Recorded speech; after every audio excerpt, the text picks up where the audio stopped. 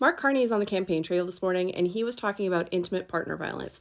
It's a phrase we don't hear a lot of our politicians say out loud, definitely not on the campaign trail. He even talked about femicide. So let me tell you everything that he rolled out this morning in his plan and what the Liberals are planning to do with making Canada safer. So this is their crime plan. So to start off, he was introduced by Natalie Provost, who's actually running as a Liberal candidate in Châteauguay. She was one of the survivors of the massacre, the Polytechnique massacre in 1989. And he started off by saying, you can't be serious about stopping intimate partner violence without being serious about gun control, when we know from our own tragic history how often guns are involved. So first up, they're talking about sex crimes. They're going to protect the victims of sexual violence and intimate partner violence by making murder motivated by hate, including femicide, an instructive first-degree offense. He'll make producing and distributing non-consensual sexual deepfakes a criminal offense and increase penalties on summary conviction for sexual assault and distribution of intimate images without consent. He also talked about the internet and how the internet is victimizing our children. And while it's parents' responsibility to take care of their kids, it's also the community as a whole to take care of the kids. So the plan to protect children includes introducing legislation to protect children from online exploitation and extortion, new funding for the Canadian Centre for Child Protection, more tools for law enforcement and prosecutors, raising the maximum sentence for child luring, extending time data. Oh, this one's important. Extending the time that data will be preserved and the period that crimes can be charged. So like if something happened quite a long time ago, they're going to keep all of that data there just in case somebody needs to come forward later on in life. He also talked a lot about antisemitism and Islamophobia and said, quote, if any Canadian can be threatened when simply exercising a fundamental freedom, then all of our freedoms as Canadians are at risk.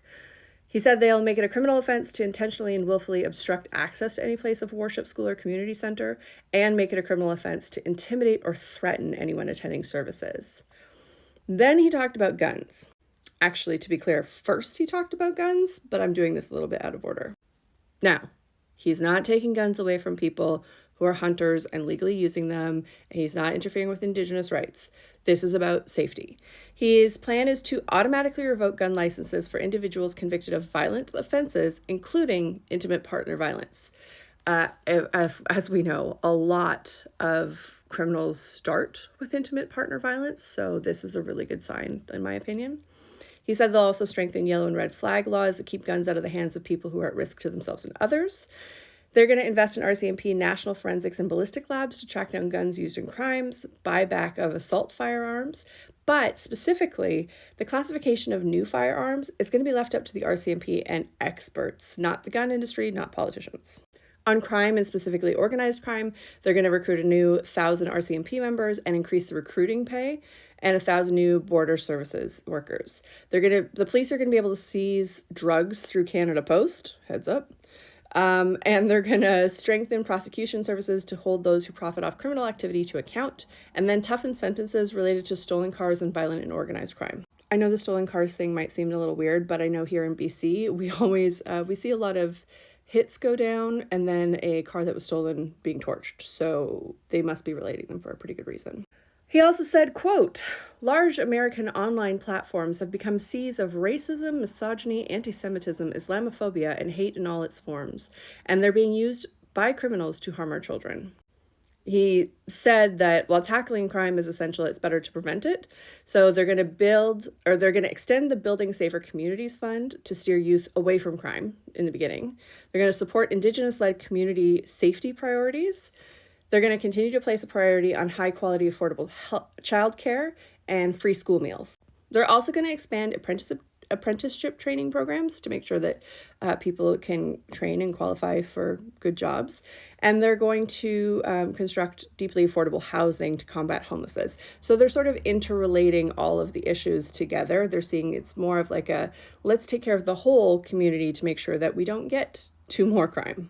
So that was his big announcement. Like I said, he's returning back to Ottawa. He said, while tariffs have been imposed elsewhere, they are, quote, unjustified in Canada, and they remain in place. Canada is responding with purpose and force. I watch a lot of these live streams of news events so that you don't have to, but also so that I can actually type out and make notes on the actual things that are said, not just like the headlines that come out or the clickbait or the memes that go around. So hopefully this is useful to you. If it is, please pass it along to other people. I know that because today was the day he talked about gun control is the day that a lot more misinformation is going to get spread, as it always does when we talk about this. So that was literally what he said. I typed it out. I didn't skip parts. There you have it.